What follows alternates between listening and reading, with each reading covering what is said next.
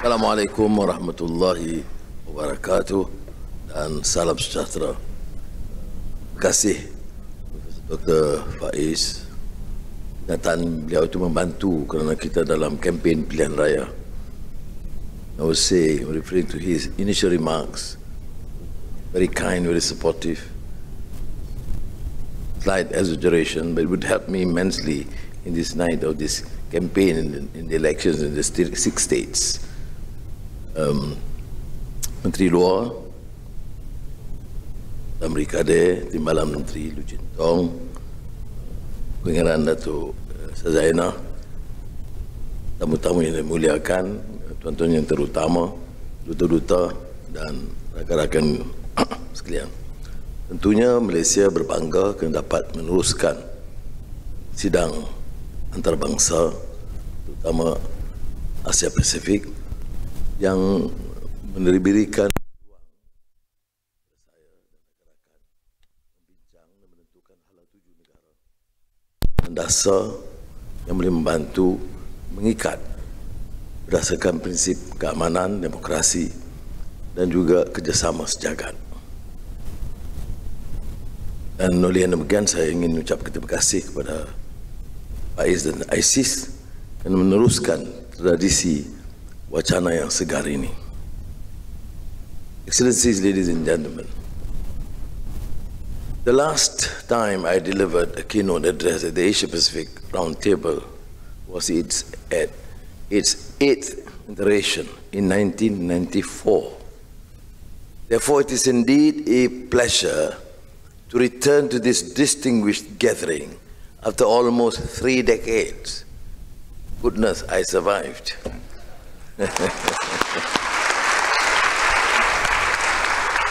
The issues that you deliberate on, while rooted in this region, ultimately have a bearing on every part of the globe.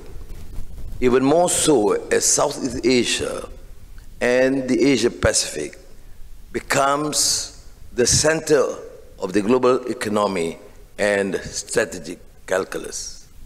Since I last addressed the APR, this region has undergone tremendous changes, significantly altering its geopolitical landscape and triggering geostrategic recalibration among nations.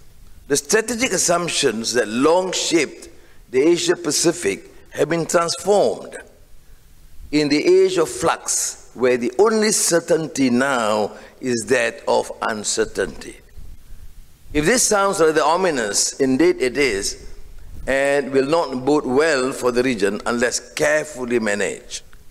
To begin with, the intensifying major power rivalry between China and the United States is testing and straining the fabric of the region's long-standing architecture and norms. The rivalry has led to the emergence of new minilateral groupings across the board, while despite the window dressing could be cast as exclusive and exclusionary in nature.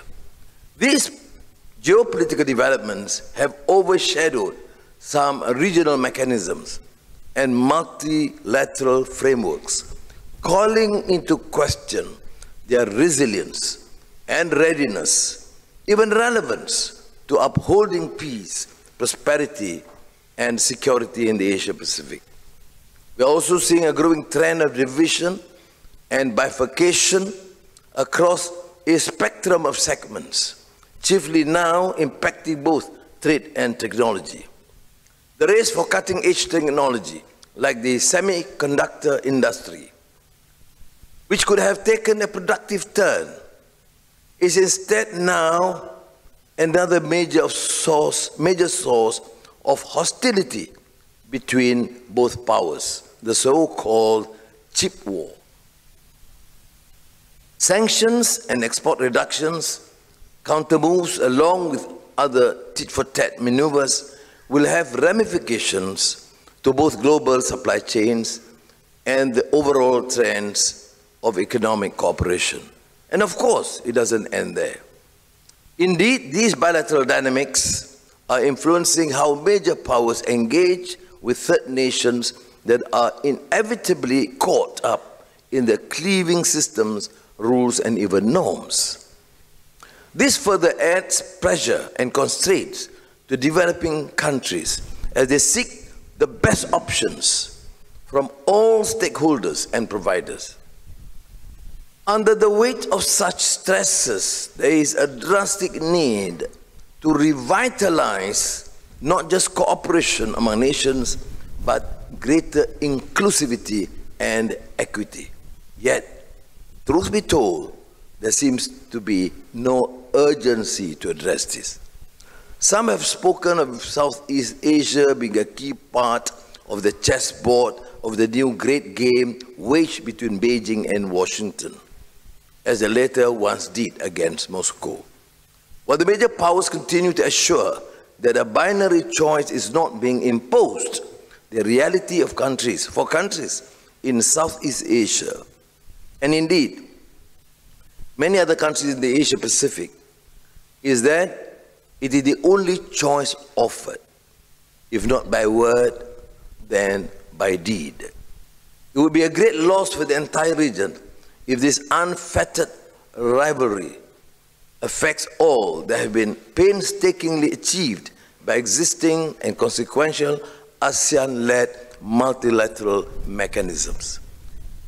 Their success relies on the culminative efforts put in by ASEAN and our partners to create inclusive venues where policymakers and thought leaders of the Asia Pacific, be they from major, middle, or small powers, meet as equals. Closer to home, we see aspects of these dynamics increasingly play out in critical and long-standing issues that we face in Southeast Asia. In the South China Sea, we are seeing elements of major power rivalry seeping into the territorial disputes, intentionally or otherwise. For Malaysia's part, we have always advocated for the peaceful and constructive settlement of all disputes in accordance with universally recognized norms and principles of international law, including the 1982 United Nations Convention of the Law of the Sea. The continued militarization of the maritime region, coupled with the use of grey zone tactics to reinforce claims and stimulate the lawful exploitation of resources, is neither peaceful nor constructive. Added to this dangerous mix are reports which continue to stream in on the deteriorating maritime ecosystems and fish stocks devastated by illegal and unregulated fishing. Malaysia remains consistent in its stance, including on the protection of our sovereignty, rights and interests in our exclusive economic zones in the South China Sea. We do so unwaveringly in the face of all legitimate challenges and claims. Distinguished ladies, distinguished delegates, ladies and gentlemen, it's not wrong to say distinguished ladies. In the light of this, it bears stressing that Malaysia's security lies in and with the region and not from the region. We leverage on our geographical location as both a land and maritime country straddling the most important trade routes and economic position as a key part of various global supply chains to promote regional security. Autonomously, on the geopolitical front, Malaysia must continue to ride on our good relations with both China and the United States to promote stronger rules and norms-based order. This order is not based on might or the tendency to ignore the very rules and norms one preaches about what it is inconvenient, when it is inconvenient. This is unconducive and hypocritical. What's good for the goose must be good for the gander. So it must be an order based on fairness, respect and understanding, compassion and international law. This, Excellencies, ladies and gentlemen, is not a pie in the sky, because in our estimation, both China and the United States have affirmed their commitment to it. It must go beyond bilateral trade dealings to the realm of practical geostrategic architecture. Indeed, there must be a serious effort to give effect to these grandiloquent terms. Malaysia will do our part to promote this consensus. It is imperative that this new consensus of global security takes into account the views of the global South, without detracting from the contentions of the age of uncertainty. An objective overview of the current geopolitical landscape projects the global South as showing signs of greater strategic independence. In any event, this development shouldn't be a cause for concern. For Malaysia, this is a natural evolution of a process that began with national independence and should therefore be respected and promoted. Accordingly, Malaysia will engage proactively and independently with various initiatives by regional powers and stakeholders in both Asia and Indo-Pacific. We do so with a clear view of our national interests and priorities, which is deeply tied to upkeep of inclusive regional architecture. While T.S. Eliot reminds us that history may be servitude, history may be freedom, yet the lessons of history are to be ignored only at our peril. In this vein, recent history has shown that there is an unbroken linkage between national security, national resilience, good governance, and democratic accountability. Under our unity government here, Malaysia is strengthening all four. We all affirm our commitment to comprehensive security for the ultimate objective of ensuring stability, order, and peace. In these times of division and uncertainty, ASEAN and its member states must meet its challenges head-on. But first and foremost, it is necessary to resolve ASEAN's increasingly fractured unity. We must cast off inertia and actively seek opportunities that emphasize inclusive, multilateral approaches and reinforce ASEAN-centered mechanisms. Redouble efforts, not just with existing dialogue partners, but looking further afield to offer multilateral and regional groupings in Central Asia or the South Pacific that share similar interests. Only together can we truly stem the slide into a divided world steeped in rivalry. Now, this is not a mere exhortation, because we can deliver. ASEAN, as a regional setup, must continue this mechanism of meaningful dialogues. I must commend the Indonesian president chairing the present ASEAN,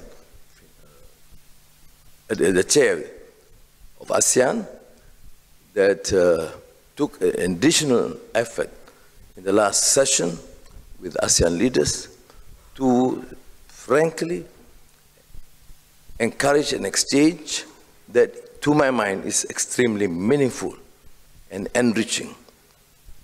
Rarely do we have leaders exhorting and displaying such frankness just to secure that sort of a new consensus between ASEAN leaders.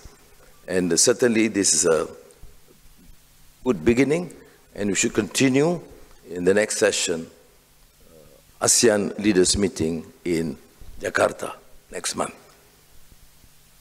ASEAN must be stronger and more resilient.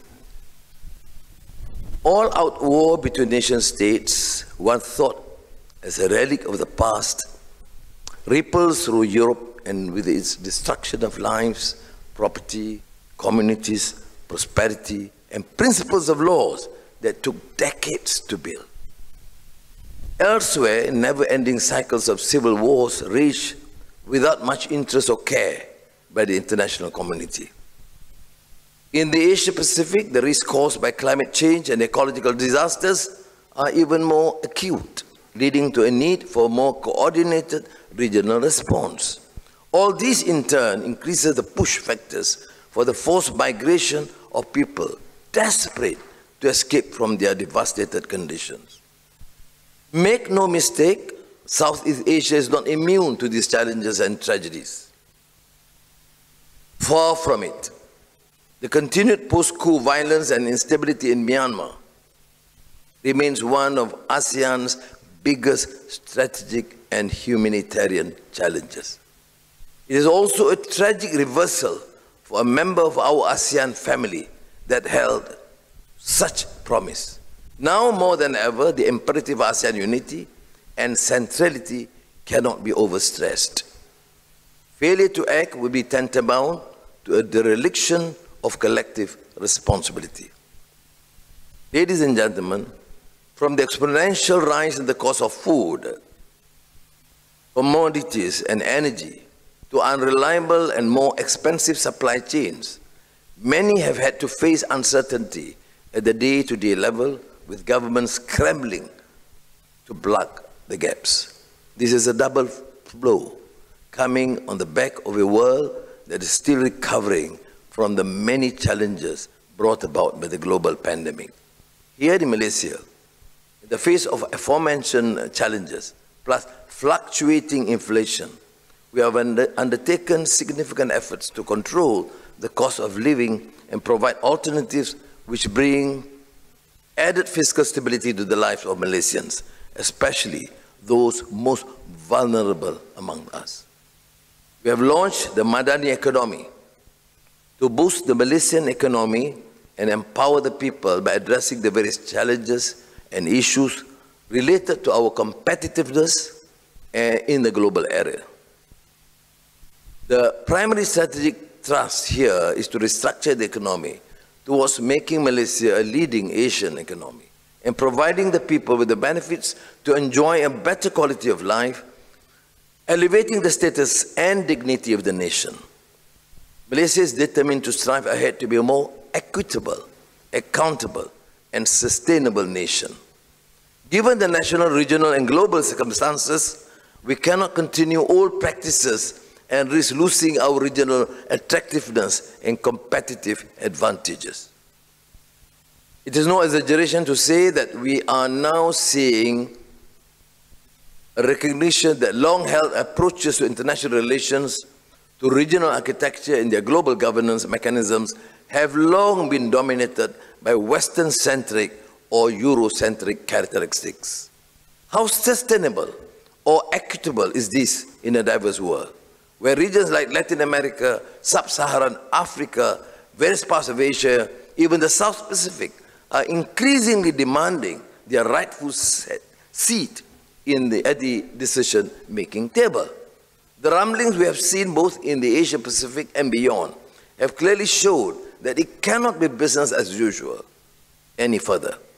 What shape or form the emerging world might take is still up for debate.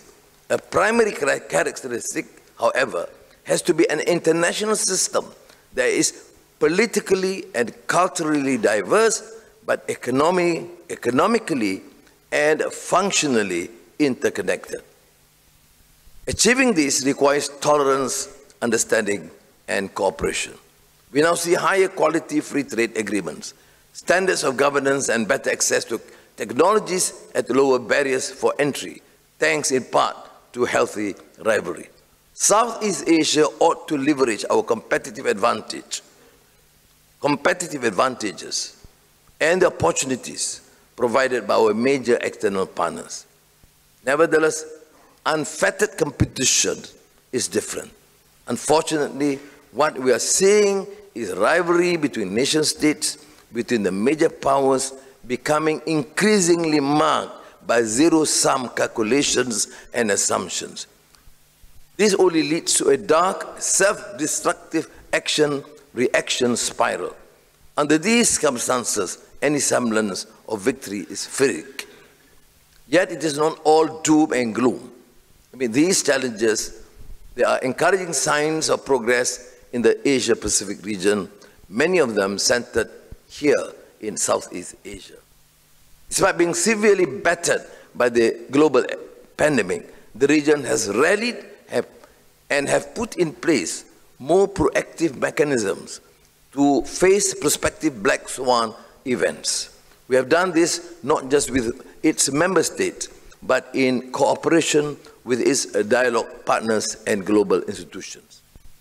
The ASEAN community has come into its own, and we are now just 2 years away from the culmination of ASEAN's Vision 2025. In the context of Asia-Pacific, the sure but steady progress of ASEAN into a more integrated, cohesive, competitive, innovative, and dynamic community at the time of fluid global geopolitics and geoeconomics is surely among the region's unsung successes. ASEAN is determined to ensure the long-term effectiveness and resilience of the regional organization against uncertain geopolitical trends, and is in ensuring that it is more relevant to its domestic audiences and stakeholders. I am pleased to note that as one of the co-chairs of the post-2025 high-level task force, Malaysia has been committed to this process and will continue to shepherd the shaping of the core elements that will make up the post-2025 vision and their tangible measurements. Distinguished delegates, despite the challenges of uncertainty ahead of us, I remain optimistic that they can be overcome. That uncertainty can be turned into an opportunity. Southeast Asia and the Asia-Pacific is a region of significant promise. The onus is on all of us to be responsible, to not lock ourselves into a downward spiral, feeding on our worst suspicions towards each other. Together, we can find solutions that will lead to a prosperous, sustainable, and just future. Discussions such as the Asia-Pacific Roundtable play a key role in this process. Your deliberations will continue to tackle some of the most pressing challenges we face. I look forward to the outcomes of these discussions, inshallah. Terima kasih. Assalamualaikum.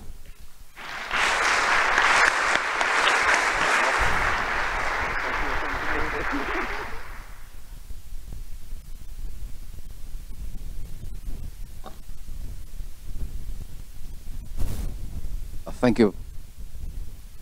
Thank you very much, Yang Amat Berhormat Prime Minister. We are most fortunate this morning for having received a double bonus. First being Prime Minister giving a keynote. And at the way things are going lately, very unconventional, and in view of the current circumstances, because of the rush for time and extension, Prime Minister has agreed to a brief Q&A session.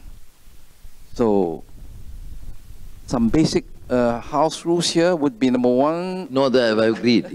I'm compelled to do that. Yeah, thank you very much. Yes. Yeah. So, some house rules.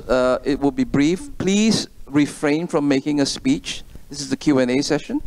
Please formulate your question, articulate it, speak it, and then just sit down and wait for the answer. I mean, I'm pretty strict about this. I will literally cut you off if there's insufficient time.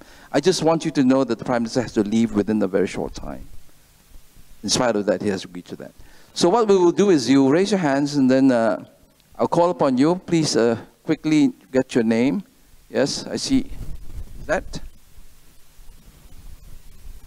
Oh, go from the center first, perhaps. Sorry. You first and then perhaps Raf. Sorry.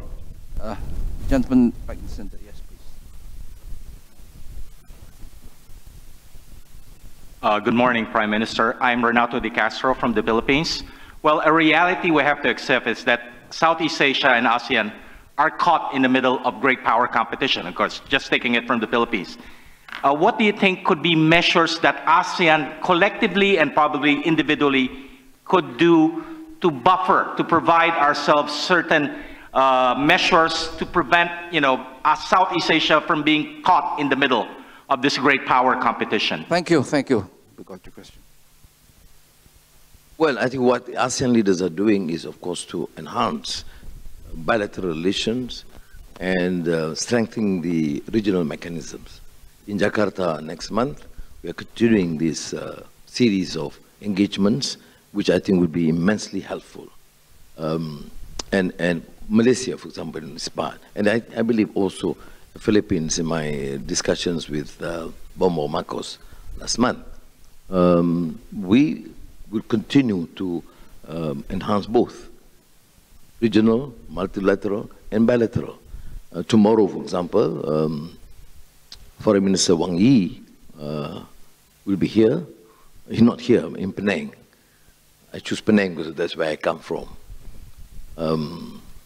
And I think these exchanges, both in a formal manner, but also in private sessions, would be very helpful. These exchanges should be beyond this normal diplomatic parlance, but also an intimate discussion and based on trust. It's not as easy. As you know, there are claims with South China Sea. Malaysia, for example, would be able to affirm our position, but at the same time, it would not deter us from an effective engagement and dialogue. And that's the only solution for now. There's, I think it's worrying in a way, in a sense that it doesn't seem to come to an amicable resolution, but at least for now, it is able to be contained. And that is through effective mechanisms, bilateral, multilateral, and regional engagements. Thank you. Next, Ralph, did you raise your hand earlier? Yes, Ralph, please. Prime Minister Ralph Casa from the Pacific Forum in Honolulu. I was delighted to have been here in 1994, and I'm thankful we're both back this year. There's been a lot of talk about the impact of China-US on ASEAN, but it seems the greatest challenge to ASEAN is internal. Is there any light at the end of the Myanmar tunnel? Well, I think, yes, Ralph, we have a problem. We have to build this consensus. I, for example, take a very strong view to the extent that this one issue should not deter the progress in other areas between ASEAN. But what is reassuring is the start of a very frank exchanges between leaders. And we are still agreeable, or at least committed to the 5-point consensus, which is to my mind primary.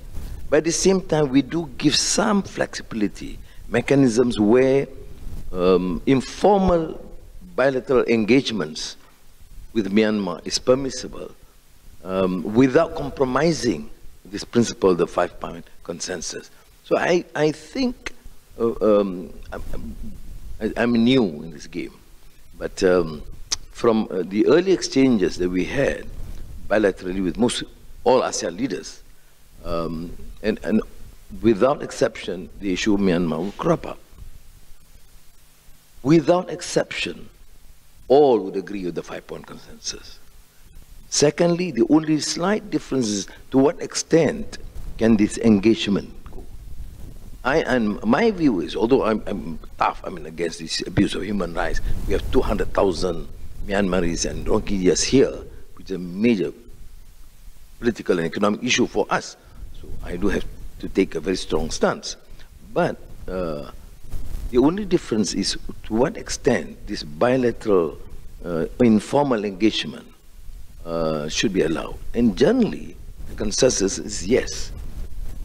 But must be clear that we are all, again, committed to the 5-point consensus. So, whenever I go and meet some leaders outside ASEAN, the concern is that it is breaking up, the unity is fragile. But it's not so. I mean, as I see it, all the other areas, the mechanism, the meetings, all progressing extremely well in major areas. The only issue, unfortunately, is Myanmar. But even then, no country in the region is prepared to go beyond what is between the parameters agreed upon by the ASEAN leaders and the ASEAN consensus. And to that, I would grant, I mean, it's a lot of credit and respect to the ASEAN leaders. Thank you. It's not for me to interject. So every time I answer, I'm looking at the Secretary General of the Foreign Ministry and the Foreign Minister, who will be very nervous when I comment on Myanmar. Yes, just a brief interjection, not for me to pass side remarks. The Prime Minister said that he is new in the game. I'm sure nobody believes that. Yeah. I saw a hand there, another hand at the back, on this side as well. Perhaps one on the left and one on the right. Shall I give the first on the left? You, please. Yes. Thank you. My name is Vũ Hải Đăng. I'm from the Diplomatic Academy of Vietnam. So, Datuk Seri, Prime Minister, you were in Vietnam a couple of months ago. So I would like to know whether there is any chance for an increased investment from Malaysia to Vietnam, especially in the halal industry. Thank you. Terima kasih. No, thank you. I was in Vietnam, Thailand, all these ASEAN countries. But I must say this. Some has reciprocated and continued their normal annual engagements here. Chen Lung of Singapore, Sultan of Brunei was here. And I must say this, that these visits, beyond my expectations, because normally, you know, my first encounter would be just normal diplomatic parlance. But it's different. I mean, it would be even starkly different from my experience those days when I was Deputy Prime Minister, Finance Minister visiting these countries. There's so much more trust, more engagement, and preparedness to engage very frankly in these exchanges.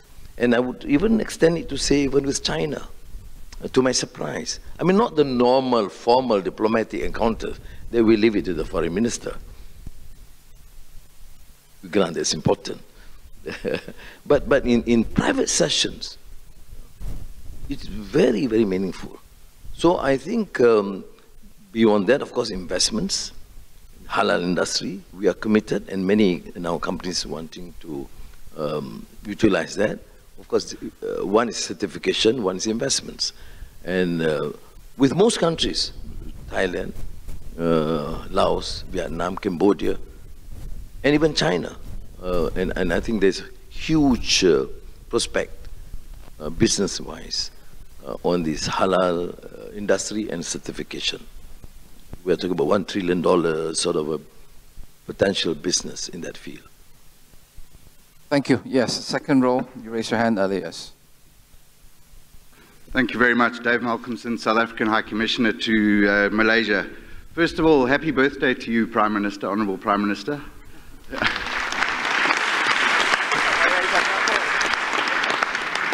And thank you for sharing your birthday with us. We couldn't agree more with you about your point about the rise of the Global South, and I think it's borne out by the interest in membership of BRICS that will be happening in South Africa in 10 days' time. But more particularly, Honourable Prime Minister, I'd be interested in your thoughts about the revival of Africa-Malaysia relations and of African Union-ASEAN relations as part of this cooperative movement in the South. Thank you. Thank you. You know, when you pass 40, you shouldn't be too excited about celebrating your birthday. I kept it very quiet. Faiz wanted to say that. I said, you shut up, you shouldn't say that. But I talk about democratic accountability. I can't stop people from expressing. Anyway, thank you very much.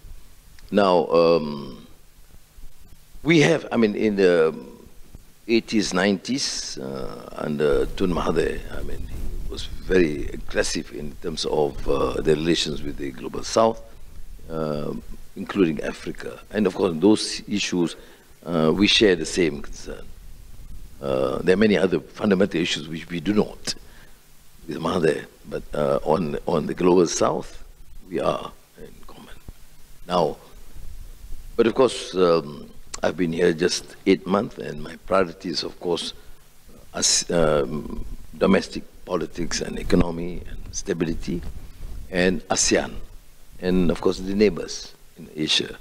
But I mean very clear to the Foreign Ministry that we should continue and expand, including enhancing our relations with Latin America and more so Africa.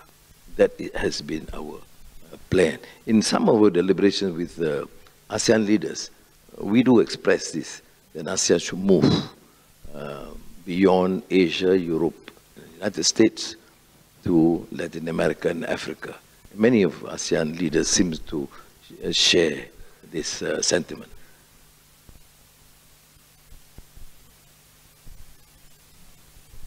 I think you raised your hand earlier, so about it.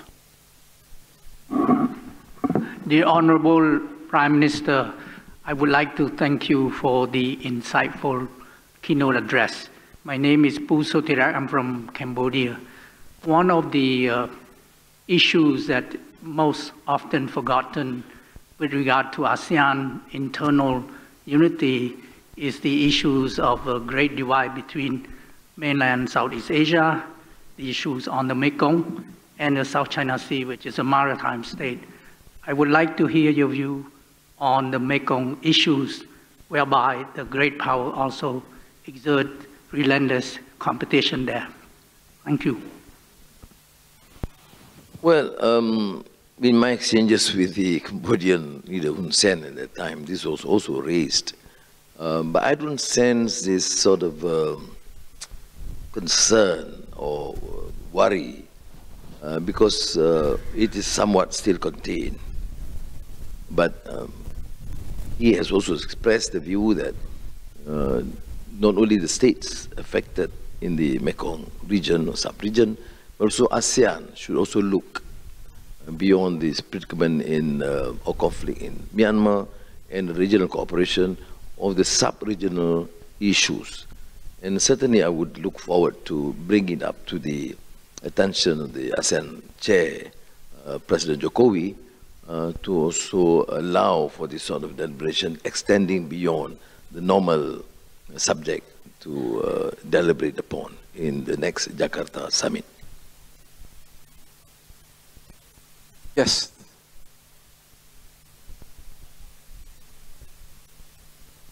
Prime Minister, my name is Wolfgang Niedermark, representing German industry. I'm one of the very few Europeans here, and I don't want to be Eurocentric, but of course you know that we are very occupied with the war in Europe, the attack by Russia on Ukraine. What is your stance on that? What is the relevance for Asia, and which role could Malaysia and ASEAN play to solve the problem?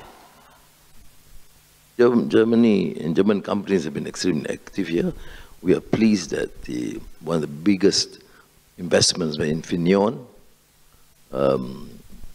decided last week for a 5 billion euro investment into Malaysia in a month. Certainly that is a major boost in terms of confidence in the country and in the industry. So I think it's not true. The issue of the sentiment, like I discussed last week with President Erdogan of Turkey, I was also concerned, this Muslim world, about the growing fascism and Islamophobia. And I'm a Muslim. I have no prejudice against the Hindus or Buddhists or Christians. And why is this spring up as a new major issue of insult and abuse and degradation of men? Now, those are concerns, but I don't think this will reflect the entire sentiment of the people of the West. But we have to take a stand because it's contrary to humanitarian ideals, of the ideas of compassion, of democracy, democratic values. So I must confine to that.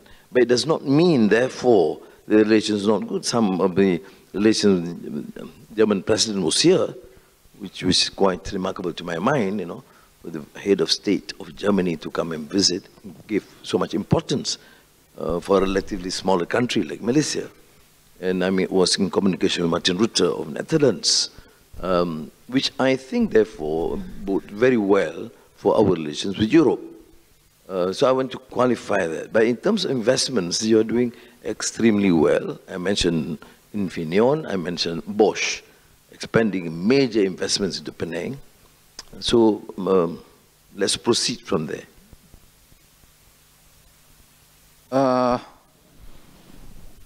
Yes, thank you.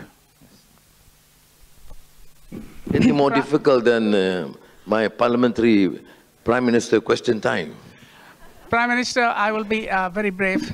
My name is Amitav Acharya. I had the privilege of meeting you many times in the 1990s and early at different stages as part of the Asian Dialogue Society.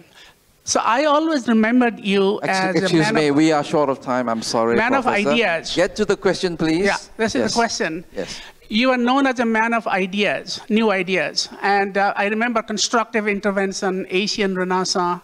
So what is the idea that you would like to bring to, new idea, to ASEAN and also to the world at a time of deep crisis in world order? Thank you very much, Professor Acharya. Please, thank you. Thanks. I'm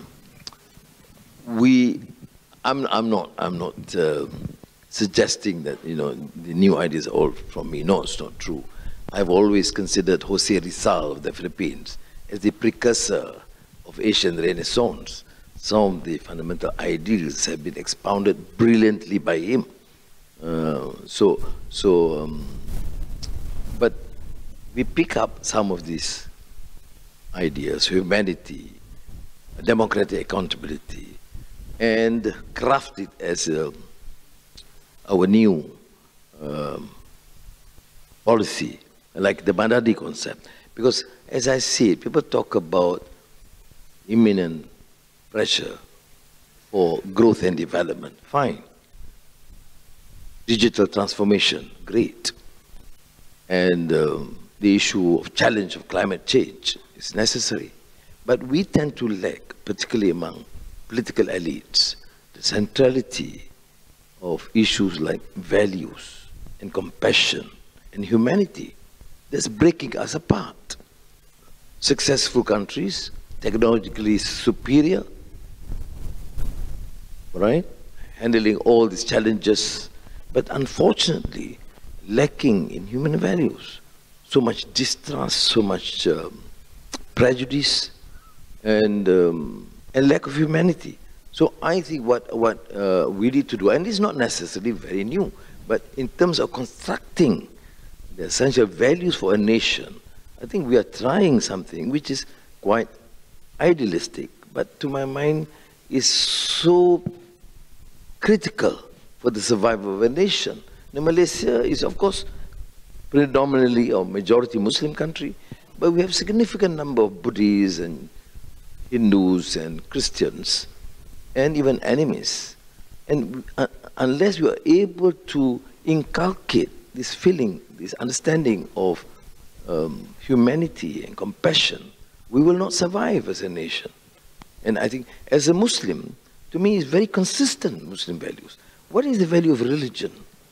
We all, well, many of us talk about, and we are now having major challenges from the extreme fundamentalist interpretation of Islam. It's contrary to what I believe.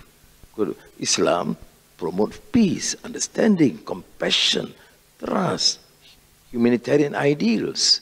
I mean, so those are the things that I then included in the Madani vision for the country, and even in the Madani economy, because otherwise you have a lot of frustrations among the poorer segments of the community. We have companies registering billions of profit, but the plight of the workers are completely ignored. So, no, I'm not suggesting this all companies, but we encounter these problems. So, can we then promote these ideals where we need progress and success and economic sustainability, but at the same time, we inculcate the correct values, which is essential to remain sane human being. Thank you. I'm sorry, we only have time for one more question. Yeah, for the last question. I think the third row, you raised your hand first, so I have to give it to you. I'm sorry. Yes. Third row, behind you, sorry. Yes. You. Yeah, I'm looking. Yes. Raise his hand first. Thank you very much. Thank you. Good morning, Prime Minister. I'm Lucio B. Pitlo III from Asia Pacific Pathways to Progress Foundation from the Philippines. So my question is just recently 40 countries gathered in Jeddah, Saudi Arabia, to have on the issue of the Russia-Ukraine war. So what are your thoughts about the role and contribution of countries in the Global South in having their voice heard on this issue? Thank you. Sorry, I missed that, and I was not trying to evade, but I missed the earlier question. You see, number one principle, no way can we condone war or aggression against any state. Understanding that, I think I would also qualify in saying that countries shouldn't be in a position to be threatened by, military preparedness of neighboring countries.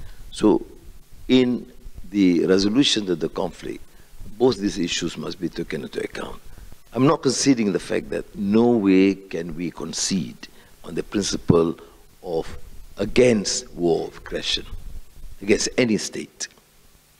Having said that, we cannot just completely ignore the concerns of countries if you then mount exceeding strength of military preparedness against other nations. So in the attempt to try and resolve this conflict, which is sadly is beyond me at this stage, is to suggest that both these issues must be fairly and adequately considered.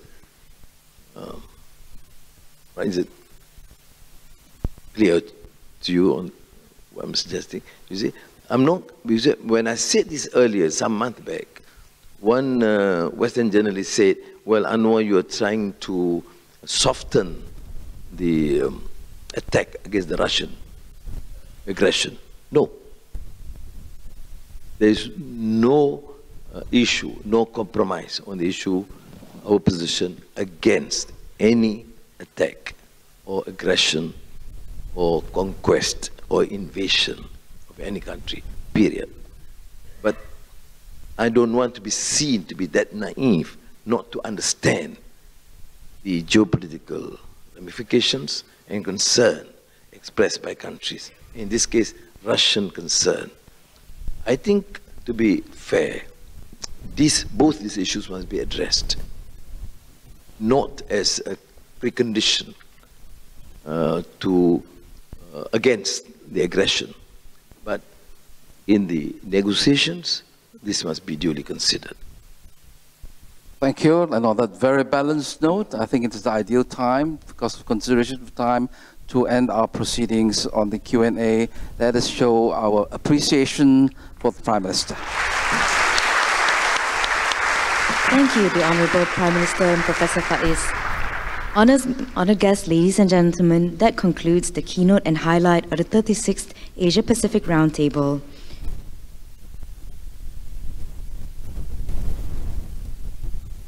ISIS Malaysia and ASEAN ISIS would like to express our profound gratitude to the Honourable Datuk Seri Anwar Ibrahim.